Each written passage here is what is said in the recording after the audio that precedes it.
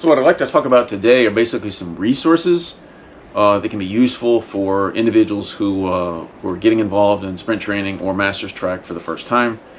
First kind of set of resources I'll mention are websites. So kind of your go-to resource is usatf.org. Then you can kind of go to the events and calendar section. I mean, there are a lot of other resources. There's also a store. You can check out, USATF merchandise and other things, but that's kind of your first go-to resource. As far as events, you can go to cocho.com and look at the online registration. Now you want to look at either open or masters events, not the youth events, but that's a useful resource. Your next website that you want to look at for event info can be directathletics.com. It can be a little more difficult trying to search for events there. I mean, I can put in, say, FL for Florida events, and sometimes you'll find events that have Florida in the title, but sometimes there are events in Florida that aren't necessarily titled, Florida Invitational or South Florida such and such. It can have a completely different name, and so it's maybe not the ideal way to find events, but at least it is a resource that does have event info and registration info. And then also of interest can be mastersrankings.com, which is for us to seeing how you stand at 100 meters or 200 meters, etc., versus individuals in your age group. It's just for fun, but it's still kind of informational to see that. It's a useful site. So in addition to the other sites I've mentioned, usatf.org, cocho.com, directathletics.com, mastersrankings.com, a couple other sites that have kind of event videos that you can subscribe to or find videos on events are usatf.tv and then flowtrack.org.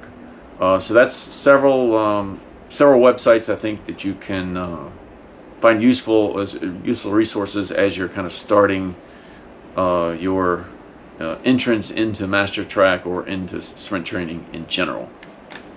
Okay, following is a list of YouTube channels. Now I would kind of look at them in some cases through the filter of an older athlete.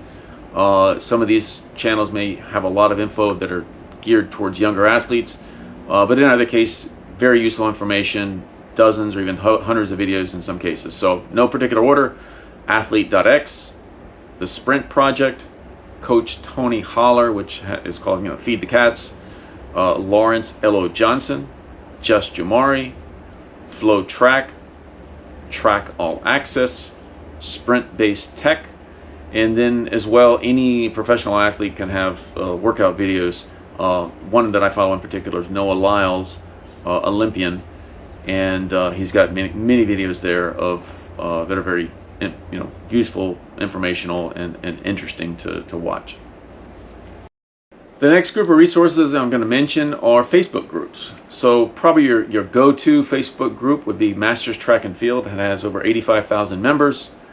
Another one is USATF Masters Group, which has over 5,000 members. Another one is called Masters in Motion, which again has several thousand members.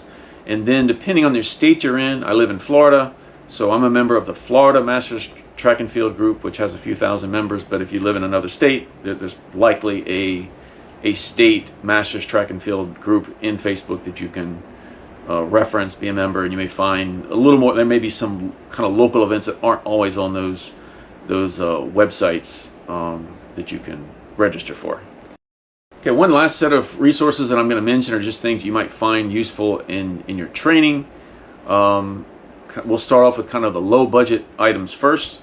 So I'll say obviously you're going to want a stopwatch to time your intervals. Once you get to a point where you're several months down the road, certainly you want to be timing intervals, see how you're progressing at different interval distances. You're always also going to want to have cones maybe to kind of mark beginning and ending, or just almost even as a signal to individuals that you're training in that area. If you're in a park, for example. Another tool that could be useful as far as videoing your training would be a tripod. And that way with a tripod you can see your start, your acceleration, and max velocity. Another one is the Exergenie, which simulates a sled pull action, and you kind of just attach the Exergenie to a post or tree or something of that nature, and then has a belt attachment which you can and actually I would recommend the belt version rather than the shoulder harness, because it's going to allow you to come out at a, the resistance is going to be at a lower angle than the shoulder harness. So on the Exergenie, I would again recommend the 60-meter version, which allows you to have that resistance out for a longer distance than the shorter versions, and then as well the belt version, which allows you to have that resistance at a lower angle versus the shorter harness, which is a higher angle, and again you're trying to get you're trying to develop power in your lower body, not as much your upper body. And then something maybe also to consider might be timing gates. I don't use timing gates because it just I'm not training on a track. And then also the Lila Exogen is another product which is definitely on the higher end there, but something we'll kind of throw on the list. Now another training tool that I find useful is the Antipus Muscle Runner. It's a pair of running shoes it's designed specifically for sprint training, maybe not necessarily for competition, but certainly is useful for sprint training, and I do use that on a regular basis. Obviously, if you're bringing tools out to a park or the track, you're going to want some book bags probably to carry some of this stuff. And then some additional tools you might want to consider would be, a medicine ball, starting blocks. Okay, some of the more higher budget training tools that you can consider, which we'll mention, would be Omorpho, which has what's called micro load tops and shorts, or even I wouldn't necessarily maybe go so much for the vest. That might be a little bit too heavy for sprint training purposes, but certainly the top and the shorts or the tights could be useful. And again, that's the Omorpho. So just again to summarize kind of all the training tools in no particular order. So again, you've got spikes, starting blocks, medicine balls, a tripod, even book bags, the Omorpho top and shorts or tights, the Exergenie, the Lila Exogen, the Antipus Muscle Runner, cones. Then you can have timing gates, and then as well a stopwatch. Those are your primary training tools.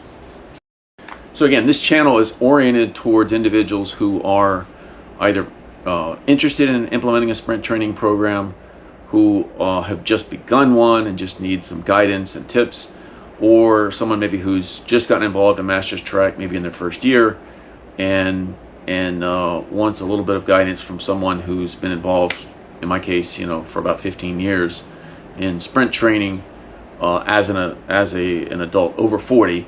But again, we're not necessarily focused here on trying to obtain medals at nationals, but just trying to enjoy the benefits of sprint training as an adult, staying healthy, and continuing to be able to do so.